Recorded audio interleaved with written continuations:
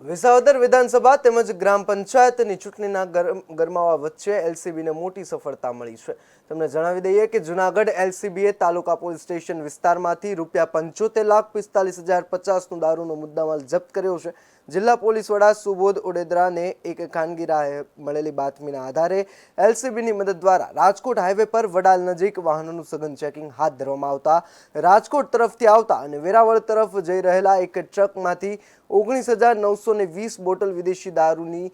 જથ્થો ઝડપાઈ આવ્યો છે, જેની કિંમત 60,36,800 તેમજ અન્ય મુદ્દામાલ મળી 75,45,050ના મુદ્દામાલ સાથે એક આરોપીની ધરપકડ કરવામાં આવી છે, જ્યારે અન્ય 2 આરોપીઓ ફરાર છે।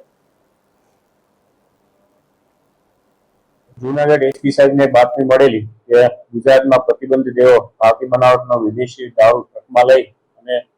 જે આરોપી છે તે નીકળવાનો છે, તેને આધારે જૂનાગઢ ક્રાઇમ બ્રાન્ચને જાણ કરેલી અને ક્રાઇમ બ્રાન્ચના અધિકારી અને ટીમ દ્વારા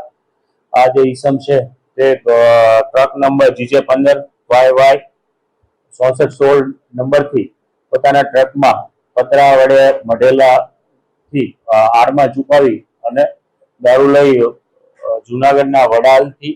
વેરાવળ જવાનો હોય। આ બાતમીના આધારે ક્રાઇમ બ્રાન્ચની ટીમ દ્વારા આ ટ્રકનો આરોપી અનિલ મોતીરામ જાટને પકડી પાડેલો અને આ ટ્રકમાંથી કુલ 19,920 દારૂની બોટલ મળી આવેલી, જેની બજાર કિંમત